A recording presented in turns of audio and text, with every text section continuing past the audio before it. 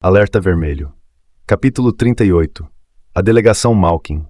Todos os astros pareciam estar alinhados para que a lei Magnitsky fosse aprovada sem problemas. O empresariado apoiava, entidades de defesa de direitos humanos apoiavam, o governo Obama apoiava, republicanos, democratas, todo mundo. Eu não conseguia imaginar que houvesse algo capaz de impedir nossa vitória. Mas em 9 de julho de 2012, menos de 2 semanas antes de o projeto de lei conjunto ser analisado pela Comissão de Finanças do Senado, o governo russo fez um derradeiro e desesperado esforço para tirá-lo dos trilhos.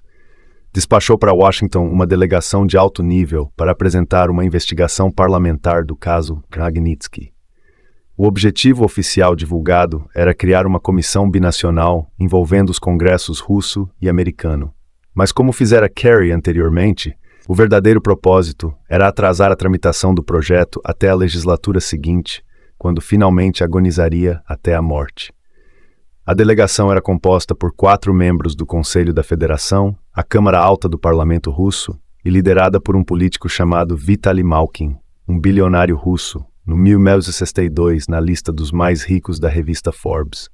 Descobri que em 2009 Malkin fora citado como membro de um grupo envolvido em crimes transnacionais pelo governo canadense e que, apesar das negativas do bilionário, tinha sido proibido de entrar no Canadá.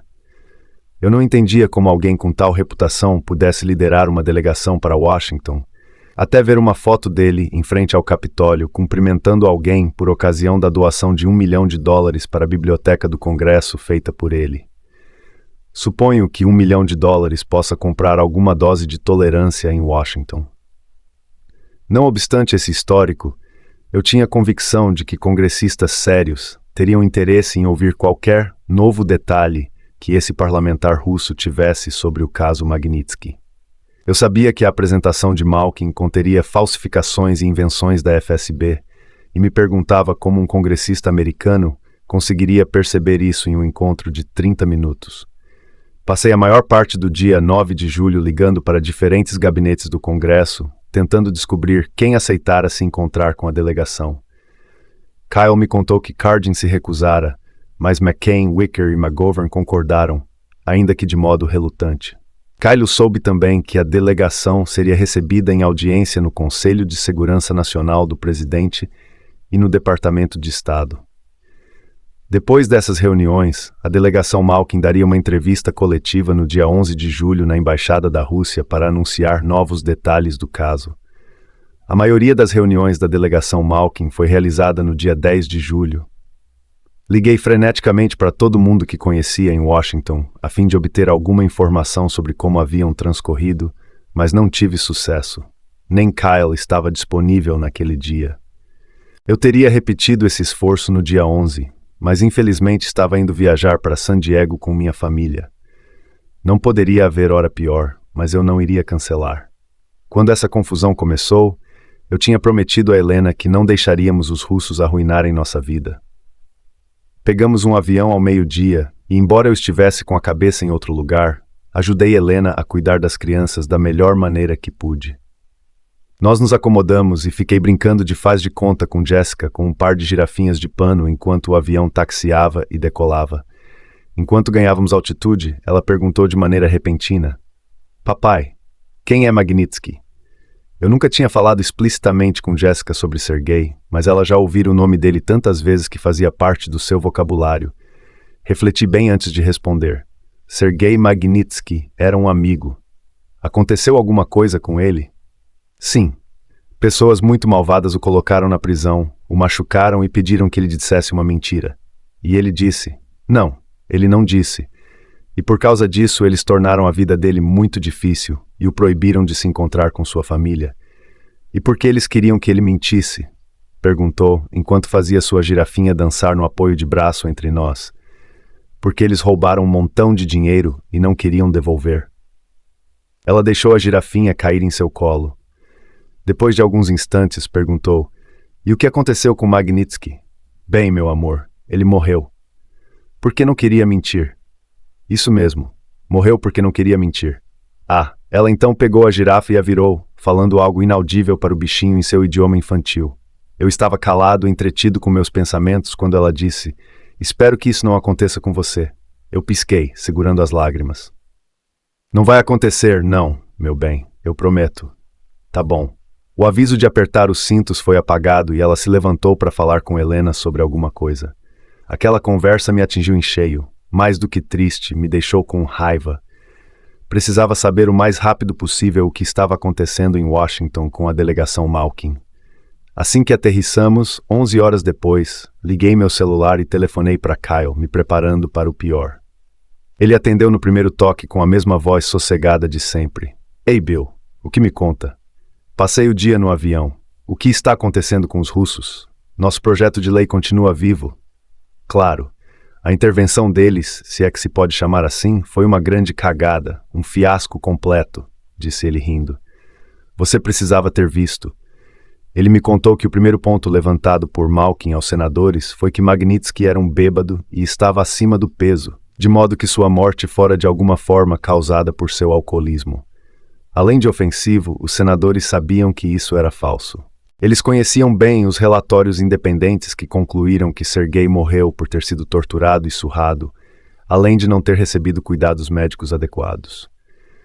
O segundo ato de Malkin foi declarar, depois de amontoar uma pilha de documentos escritos em russo diante dos senadores, que aqueles papéis continham provas irrefutáveis de que Sergei e eu éramos desonestos e tínhamos roubado 230 milhões de dólares. Essa manobra tampouco os abalou.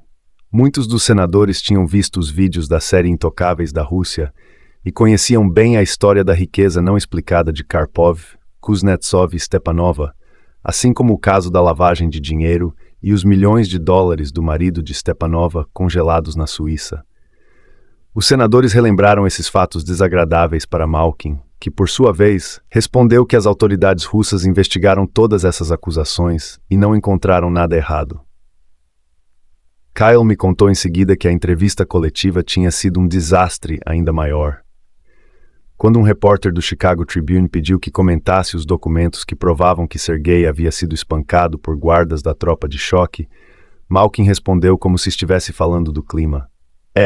Talvez ele tenha sido chutado uma vez, talvez duas, mas não foi por isso que ele morreu. Apesar de todo o alvoroço e drama criado em torno dessa última tentativa, desesperada do governo russo, o resultado foi totalmente oposto ao desejado. Em vez de plantar dúvida na cabeça das pessoas em relação à lei Magnitsky, a delegação acabou reforçando suas convicções. Nossa base de apoio era extremamente sólida, e não haveria como o projeto de lei ser vetado pela Comissão de Finanças do Senado. Sem mais complicações, a lei Magnitsky recebeu o sinal verde em 18 de julho. O próximo passo seriam as votações nos plenários das duas casas do Congresso americano, o que aconteceria depois do recesso de verão. As coisas se acalmaram durante o recesso e eu pude curtir férias realmente relaxantes com meus filhos pela primeira vez em muitos anos. Eu nem lembrava a última vez que conseguira me desligar de tudo. No meio de nossa viagem, as crianças imploraram para que fôssemos acampar. Pegamos uma barraca e alguns sacos de dormir emprestados e fomos de carro para o Palomar Mountain State Park, a 1h30 ao norte de San Diego, onde achamos um lugar para acampar. Pegamos lenha no posto dos guardas do parque, fizemos uma fogueira e exploramos a floresta. David se encarregou da cozinha e comemos espaguete com molho de tomate e cachorro-quente em pratinhos de plástico. Quando a noite caiu, corujas e outros pássaros começaram a piar nas copas das árvores, e o aroma da madeira queimando envolveu o ar. Fazia tempo que não passava uma noite tão maravilhosa. Quando voltei para Londres, estava com a bateria recarregada e pronto para a partida final. Mas os russos também estavam. No meu primeiro dia de volta, chegou para mim um grande envelope preto com carimbo de correspondência registrada contendo uma ação judicial de 205 páginas. Querelante, Pavel Karpov, querelado, William Browder, impressa em papel timbrado do escritório de advocacia Oswang, um dos mais prestigiosos e caros do Reino Unido. Karpov estava me processando por difamação em um tribunal do Reino Unido. O processo alegou que nossos vídeos postados no YouTube sobre Karpov, Kuznetsov e Stepanova o difamaram e lhe causaram danos morais. Não consegui segurar o riso. Danos morais? Era uma piada. Para começar, Karpov ganhava menos de $1.500 por mês, e o escritório que ele havia contratado cobrava cerca de 600 libras por hora. Isso significava que, só para ter esse documento redigido e entregue, ele teria de ter torrado seu salário oficial de vários anos. Tive a impressão de que essa era uma última tentativa de silenciar nossa campanha, um golpe perfeitamente alinhado com a forma de atuar de Putin. Em maio de 2012, logo depois de ser reeleito, Putin determinou que uma das prioridades máximas de sua política externa era impedir que a Lei Magnitsky fosse promulgada nos Estados Unidos. Para mim, isso explicava como Karpov milagrosamente conseguiu arcar com os custos dos honorários de um escritório de advocacia londrino tão caro. Tenho certeza de que o escritório Olswang ficou feliz em pegar o caso. Eu ficava imaginando um advogado bom de lábia convencendo um bando de russos toscos de que investir 1 milhão de libras nesse processo lhes traria grandes benefícios e resolveria seus problemas com Bill Browder e a Lei Magnitsky. O que os advogados talvez não tenham percebido é que um oficial de polícia russo que não falava inglês e tinha estado no Reino Unido somente 2 vezes, em férias, dificilmente seria bem acolhido por um tribunal inglês num processo por difamação. Contratei advogados para me defender no processo, mas não deixei que o caso me distraísse do objetivo principal, ver a Lei Magnitsky aprovada. Quando o recesso de verão terminou no início de setembro, liguei para Kyle assim que ele voltou ao trabalho para saber quando o projeto seria votado. Kyle riu. Bill, estamos chegando ao auge da temporada de seca de notícias sérias, que é logo antes das eleições.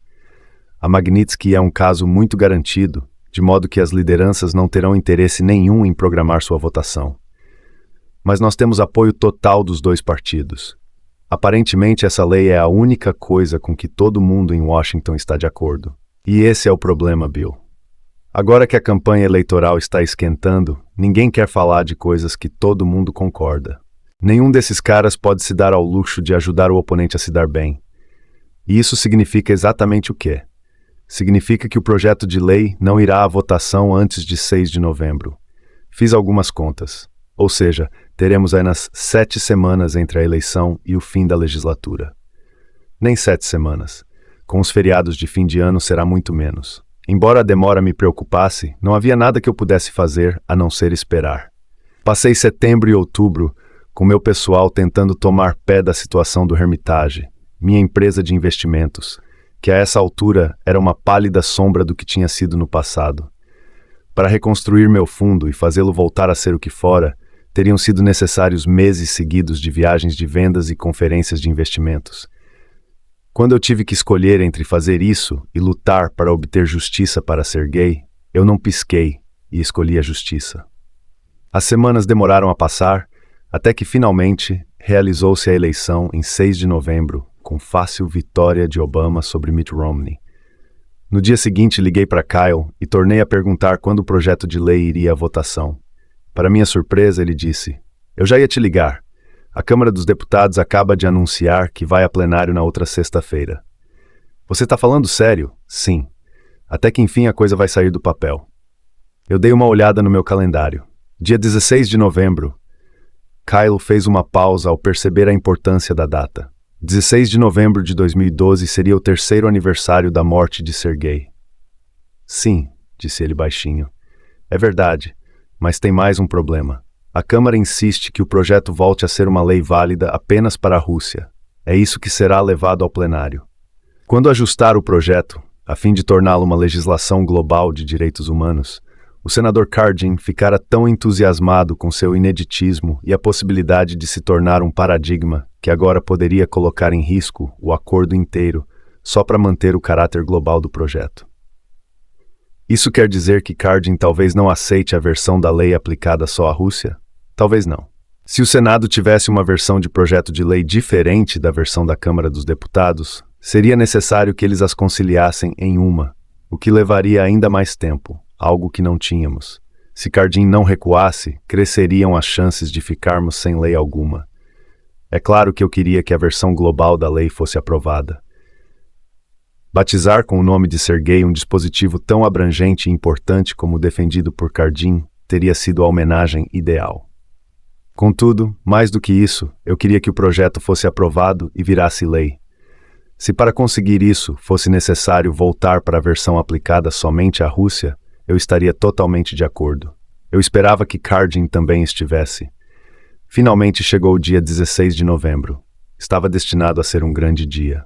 Não apenas o plenário da Câmara dos Representantes dos Estados Unidos colocaria em votação a Lei Magnitsky, mas à noite eu seria o anfitrião na estreia londrina de uma peça teatral intitulada 1 Hour 18 Minutes, uma produção independente premiada da dramaturga russa Helena Gremina, que detalhou os últimos 78 minutos da vida de Sergei.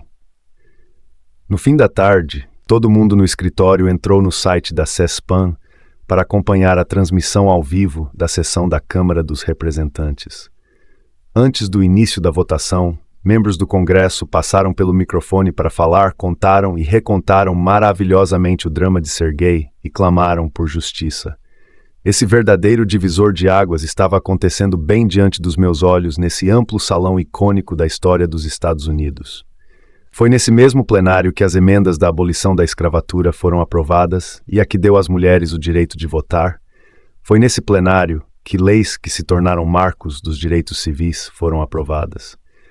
Eu não conseguia acreditar que tudo o que tinha acontecido até então culminava agora nesse grande momento. A votação enfim começou. Um por um, os votos começaram a pingar, quase todos a favor. Sempre que havia um voto contra, vaias ecoavam no meu escritório. Mas essas manifestações foram poucas e esparsas. O projeto de lei seria aprovado sem sustos na Câmara. Quando a ligação nominal dos representantes estava na metade, meu telefone tocou. Sem olhar para o visor do identificador de chamada, atendi achando que era Helena ou alguém querendo me felicitar e falar sobre o que estava acontecendo em Washington. Bill, aqui é Marcel. Reconheci a voz como sendo do contador que apresentamos a Alexander Perepilichny, o russo que denunciara para nós a existência das contas na Suíça. Fiquei surpreso que Marcel estivesse ligando para mim, pois não tinha nada a ver com a Lei Magnitsky, nem com qualquer outro assunto em que eu estivesse envolvido naquele momento. Oi, Marcel. Será que a gente pode conversar depois? Estou um pouco ocupado agora. Sinto muito por incomodar você, Bill, mas é importante. Tudo bem. Do que se trata? Bill, nem sei se deveria estar lhe contando isso, disse ele, de maneira enigmática. Girei na poltrona e tirei os olhos da tela com a transmissão CESPAN. Me contando o quê? Você tem que me prometer que não vai dizer para ninguém nem para os caras do seu escritório. Depende. O que é isso? Alexander Perepilichny morreu.